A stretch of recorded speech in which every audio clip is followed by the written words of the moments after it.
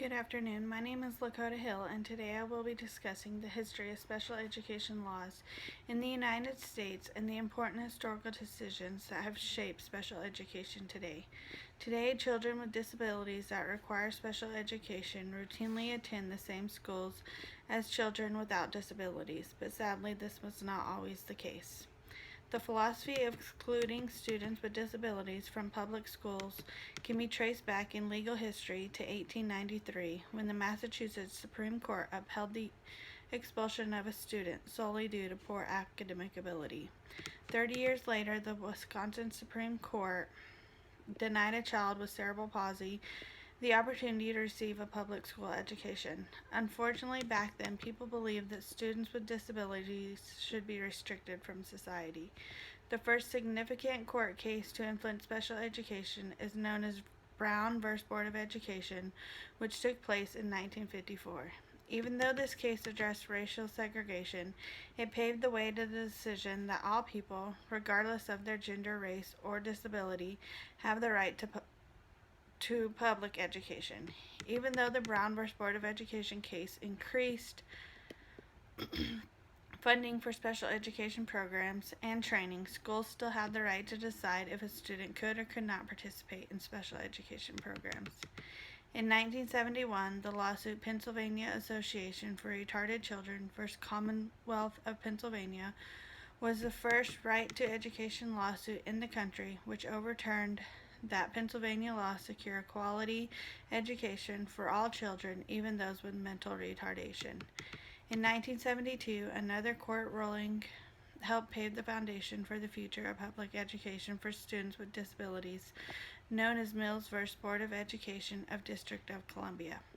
Mills was a class action suit that was brought on behalf of 7 children who had been identified as having behavioral problems or being mentally retarded, emotionally disturbed, and or hyperactive, which resulted in them being excluded from schools or denied education services. These court cases became the foundation of the future of special education and paved the path for quality education for students with disabilities. In 1973, the Section 504 of the Rehabilitation Act was passed, which specified that someone with a disability cannot be excluded or denied the opportunity from any program or activity receiving federal financial assistance. However, millions of students were still being denied access to public schools until 1975, when the Education for All Handicapped Children Act was passed, known now as the Individuals with Disability Act. This law mandated schools to provide a free appropriate public education, also called FAPE, and states that schools provide education to all in the least restrictive environment.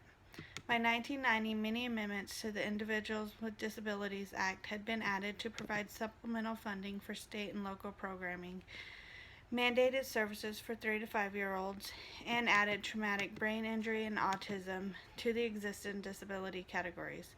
Unfortunately, these amendments did not focus on the biggest issue of low expectations for students with disabilities, which resulted in additional amendments being added in 1997, which shifted the entire focus of special education and public schools, resulting in more meaningful and measurable programs for all students with disabilities.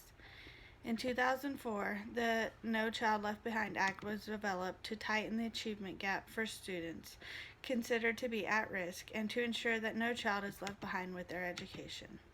The No Child Left Behind Act was revised to Every Student Succeeds Act in 2015, which focused on rigorous and comprehensive state-developed plans designed to close the achievement gaps, increase equity, improve the quality of instruction, and increase outcomes for all students. These amendments opened the doors to allow parents to be more involved in their child's education and the entire process. Under the Individuals with Disabilities Act, procedural safeguards protect the rights of parents and their children with a disability.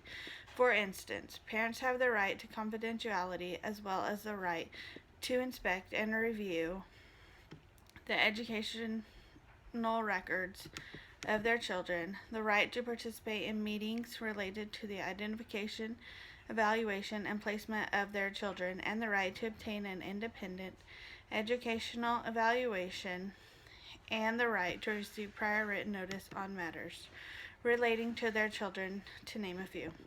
As well, the Family Education Rights and Privacy Act is a federal privacy law that gives parents certain protections with regard to their children's education records, such as report cards, transcripts, disciplinary records, contact and family information, and class schedules. Even though children with disabilities have not always been treated fairly, the necessary steps have been taken to create a voice for these students and to ensure that they have an equal opportunity to public education. Therefore, it is important for parents to stay on top of special education today and the continuous changes being made. There are many ways to stay up to date with special education and to ensure everyone receiving the education they deserve. For instance, you may visit texasprojectfirst.org, which was created to help individuals in finding the right answers and giving guidance through the special education process. This site offers a hotline for Special Education Information Center, locations for Education Service Centers, parent training and information projects, disability rights in Texas, and local parent organizations. As well, it is important to know that individuals can always reach out to their local schools and special education teachers. Special education has come so far, and it is essential that we as individuals advocate for students with disabilities.